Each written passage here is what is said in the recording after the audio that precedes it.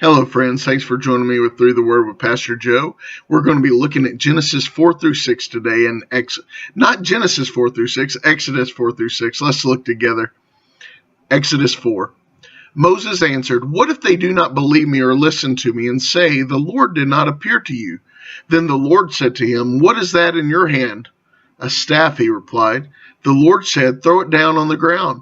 Moses threw it down on the ground, and it became a snake, and he ran from it. Then the Lord said to him, 'Reach out your hand and take it by the tail.' So Moses reached out and took hold of the snake, and it turned back into a staff in his hand. 'This,' said the Lord, 'is so that they may believe that the Lord, the God of your fathers, the God of Abraham, the God of Isaac, and the God of Jacob, has appeared to you.' Then the Lord said, 'Put your hand inside your cloak.' So Moses put his hand inside his cloak, and when he took it out, the skin was leprous. It had become as white as snow. 'Now put it back into your cloak,' he said. So Moses put his hand back into his cloak, and when he took it out, it was restored, like the rest of his flesh. Then the Lord said, 'If they do not believe you or pay attention to the first sign, they may believe the second. But if they do not believe these two signs or listen to you, take some water from the Nile and pour it on the dry ground. The water you take from the river will become blood on the ground.'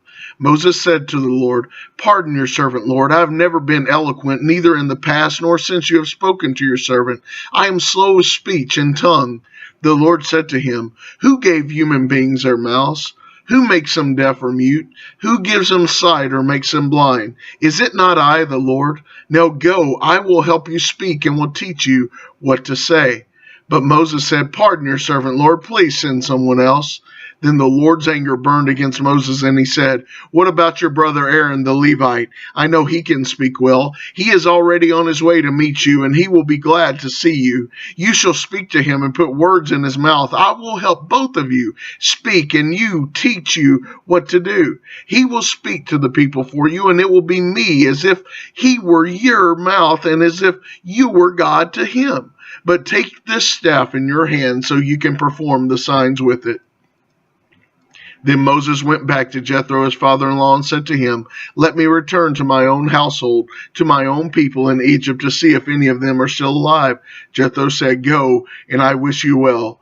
Now the Lord had said to Moses in Midian, 'Go back to Egypt, for all those who wanted to kill you are dead.' So Moses took his wife and sons, put them on a donkey, and started back to Egypt. And he took the staff of God in his hand. The Lord said to Moses, 'When you return to Egypt, see that you perform before Pharaoh all the wonders I have given you the power to do. But I will harden his heart, so that he will not let the people go. Then say to Pharaoh, "This is what the Lord says. Israel is my firstborn son, and I told you, let my son go, so he may worship me. But you refused to let him go, so I will kill your firstborn son." At a lodging place on the way, the Lord met Moses, and was about to kill him. But Zipporah took a flint knife, cut off her son's foreskin, and touched Moses' feet with it. "Surely you are a bridegroom of blood to me," she said. So the Lord let him alone. At that time she said, "Bridegroom of blood," referring to circumcision. The Lord said to Aaron, "Go into the wilderness to meet Moses." So he met Moses at the mountain of God and kissed him. Then Moses told Aaron everything that the Lord had sent him to say, and also about the signs he had commanded him to perform. Moses and Aaron brought all together all the elders of the Israelites. And Aaron told them everything the Lord had said to Moses. He also performed the signs before the people, and they believed. And when they heard what the Lord was concerned about them, and had seen their misery, they bowed down and worshipped. Afterwards, Moses and Aaron went to Pharaoh and said, "This is what the Lord, the God of Israel, says. Let my people go, so that they may hold a festival to me in the wilderness." Pharaoh said, "Who is this Lord, that I should obey him and let Israel go? I do not know the Lord, and I will not let Israel go." Then they said, "The God of the Hebrews has met with us. Now let us take a 3-day journey into the wilderness to offer sacrifices to the Lord our God, or he may strike us with plagues or with the sword." But the king of Egypt said, "Moses and Aaron, why are you taking the people away from their labor? Get back to your work." Then Pharaoh said, "Look, the people of the land are now numerous, and you are stopping them from working." That same day Pharaoh gave this order to the slave drivers and overseers in charge of the people: "You are no longer longer to supply the people with straw for making bricks. Let them go and gather their own straw, but require them to make the same number of bricks as before. Don't reduce the quota. They are lazy, that is why they are crying out, let us go and sacrifice to our God. Make the work harder for the people so that they can keep working and pay no attention to lies. Then the slave drivers and the overseers went out and said to the people, this is what Pharaoh says, I will not give you any more straw. Go and get your own straw, wherever you can find it, but your work will not be reduced at all. So the people scattered all over Egypt to gather stubble to use for straw. The slave drivers kept pressing them, saying, complete the work required of you for each day, just as when you had straw. And Pharaoh's slave drivers beat the Israelite overseers they had appointed, demanding, why haven't you met your quota of bricks yesterday or today as before? Then the Israelite overseers went and appealed to Pharaoh. Why have you treated your servants this way? Your servants are given no straw, yet we are told, make bricks. Your servants are being beaten, but the fault is with your own people. Pharaoh said, lazy, that's what you are, lazy. That is why you keep saying, let us go and sacrifice to the Lord. Now get to work. You will not be given any straw, yet you must produce your full quota of bricks. The Israelite overseers realized they were in trouble when they were told, you are not to reduce the number of bricks required of you for each day. When they left Pharaoh, they found Moses and Aaron waiting to meet them, and they said, may the Lord look on you and judge you. You have made us obnoxious to Pharaoh and his officials, and have put a sword in their hand to kill us. Moses returned to the Lord and said, why, Lord, have you brought trouble on this people? Is this why you sent me? Ever since I went to Pharaoh to speak in your name, he has brought trouble on this people, and you have not rescued your people at all. Then the Lord said to Moses, now you will see what I will do to Pharaoh. Because of my mighty hand he will let them go. Because of my mighty hand he will drive them out of his country.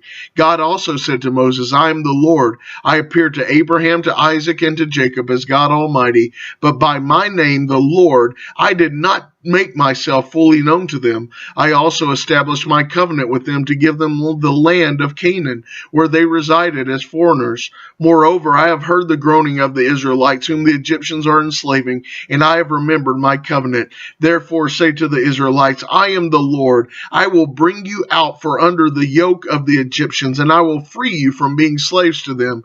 I will redeem you with an outstretched arm and with mighty acts of judgment. I will take you as my own people. I will be your God. Then you will know that I am the Lord your God, who brought you out from under the yoke of the Egyptians. And I will bring you to the land I swore with uplifted hand to give to Abraham, to Isaac, and to Jacob. I will give to you as possession. I am the Lord. Moses reported this to the Israelites, but they did not listen to him because of their discouragement and harsh labor. Then the Lord said to Moses, go tell Pharaoh, king of Egypt, to let the Israelites go out of this country. But Moses said to him, if the Israelites will not listen to me, why would Pharaoh listen to me, since I speak with faltering lips? Now the Lord spoke to Moses and Aaron about the Israelites and Pharaoh, king of Egypt, and he commanded them to bring the Israelites out of Egypt. These were the heads of their families. The sons of Reuben, the firstborn of son of Israel, were Hanok and Palu, Hezron and Carmi. These were the clans of Reuben. The sons of Simeon were Jamil, Jamin, Ohad, Jachin, Zohar, and Shaul, the son of the Canaanite woman. These were the clans of Simeon. These were the names of the sons of Levi, according to their records: Gershon, Kohath, and Merari. Levi lived 137 years. The sons of Gershon by clans were Libni and Shimei. The sons of Kohath were Amram, Zerhar, Hebron, and Uzziel. Kohath lived 133 years. The sons of Merari were Mali and Mushi. These were the clans of Levi according to their records. Amram married his father's sister Jochebed, who bore him Aaron and Moses. Amram lived 137 years. The sons of Izhar were Korah, Nepheg, and Nikra. The sons of Uzziel were Mishael, Elzaphan, and Sithri. Aaron married Elisheba, daughter of Aminadab, and sister of Nahshon, and she bore him Nadab, Abihu, Eleazar, and Ithamar. The sons of Korah were Esar, Elkanah, and Abisaph. These were the Korahite clans. Eleazar, son of Aaron, married one of the daughters of Pethuel, and she bore him Phinehas. These were the heads of the Levite families, clan by clan. It was this Aaron and Moses to whom the Lord said, "Bring the Israelites out of Egypt by their divisions." They were the ones who spoke to Pharaoh, king of Egypt, about planning these things.